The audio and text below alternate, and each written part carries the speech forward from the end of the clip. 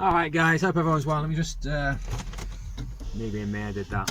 Let's turn that off. So, as you can see, different van. So, I took a lot of consideration and I took on board what everybody was saying, that I should have just literally taken the van back. We are referring back to the Vivaro that I bought. Now, where do I start? So, you know what? I'm one for giving either people a second chance or even giving a chance to sort out or rectify things. Maybe about 5-10 years ago, I'd have been up there, probably putting him on his arse, you know, just because he spoke to me like an arse. But, you know, you grow older, you have to, you know, step back sometimes. And against my better judgment, I thought I'll give them the benefit of the doubt. So they were talking about Evan Holshaw again. So after I complained, and he ignored me and really wound me up. So basically, the one thing that really wound me up was I'd get him talking and I'd press him for a day or a date, and that would be it. He would ignore me for a couple of days and so on. He did that for the first 3 weeks that he had the money. And then after that, it would be very, very much like whether I get a response or not. I knew I'd never get a response from them before 12 o'clock. I don't know what it was. Maybe they're, I don't know what the fuck they do, I don't care. But everything seemed to be around about 11-12 o'clock, and then everything just died off from there, and he ignored me. So that's what really griped me, was the fact that they kept me waiting and bullshitted for 3 weeks, brought me this van, stood there and went, second-hand van, what do you want me to do? And then when I'm trying to talk to him to organise things and sort things out, it was like fucking pulling hen's teeth, is the word, as the saying is. So that besides, I was on the phone to Bren a week or two ago. I think it'll be 2 weeks this Monday coming up, and I got the phone call to say, right, we've got your van, we need to get it swapped over, I'll just get you a day. So that was the Monday. I thought I'd give them the benefit of the doubt, I'll not pester them, which I should have done. And it wasn't until Thursday, it's like, right, it's not going to be this week now. And it's just like, for fuck's sake, it's dragging out now. This is taking a piss. If it weren't for the fact that I've been in such a good mood just recently, I would have been straight up there and just, I don't know, I would have parked it in the most awkward spot and just left it. But we are now on Tuesday, so this is, in fact, actually no, it was 2 weeks yesterday that I spoke to Bren, I think. Thinking about it, it'll be 3 weeks next, whatever. It's taken them ages anyway, let's put it that way. And the reason it took them so long is because apparently somebody had this van that only really needed a car, so they were trying to get hold of him for the first week to swap him for a car. So I've got the van because they didn't need a van apparently. And then when they brought it in on the Thursday, the boss wasn't happy because the guy had damaged some ply lining. Apparently he had damaged some ply lining in the back, and it needs to be repaired, and he won't let it go out without it being repaired. And you'll find this funny in a minute when I show you the van. I've done a clip already of the van. I'm doing a quick tour of it, and I'm actually going to label this. I'm going to label this video as driving a space shuttle, because when I got back, because he drops it off at the job. Fair play to them. Fair play. It's been quite accommodating. They have been quite accommodating for the fact that they dropped the van off initially, and then it's just come to my work and we've swapped everything over, and you know, it's polite enough for that about that. And they're not bothered.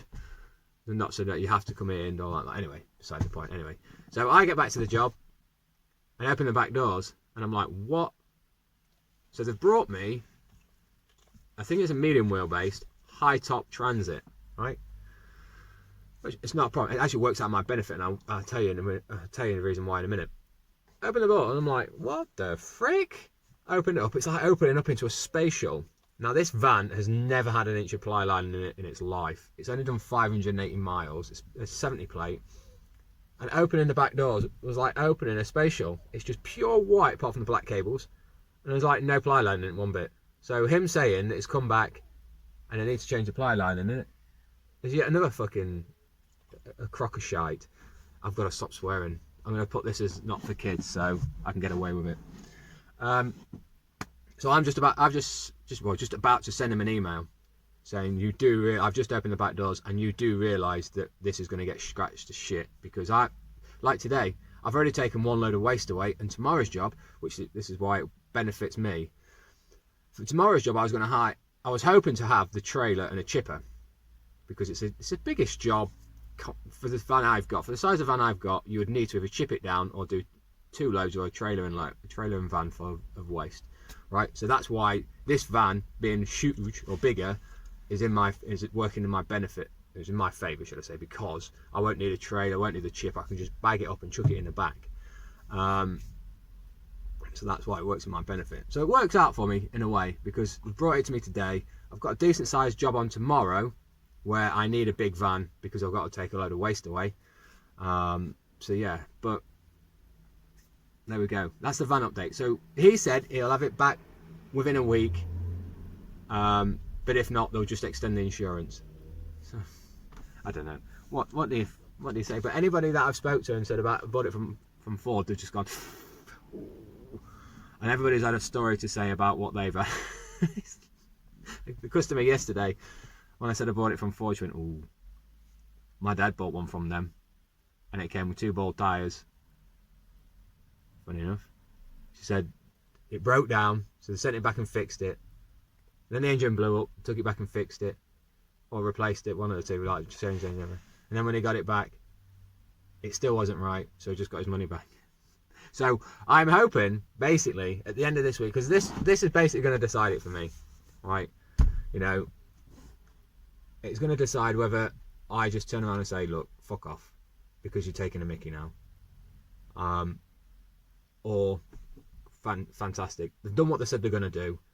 I bought a van from a decent dealer. Well, I say decent dealer, from a main dealer, expecting to have a decent quality of service. And as to yet, I can't exactly say it's been no, it is. It's been a shit show. They are actually putting the foot down. Or they say they're putting the foot down. They are actually putting the foot down, as in moving on now. Because I think when I phoned them up Thursday, I phoned up and spoke to someone. I asked if Finn was in, which is the guy I've been dealing with. And he went, "Oh, sorry, is in, but he's not in physically. He's out at the minute. So he's obviously delivering a car or something. He's out somewhere, whatever." I said, "Right, well, you pass him this message on." I said, "I'm getting sick of waiting now.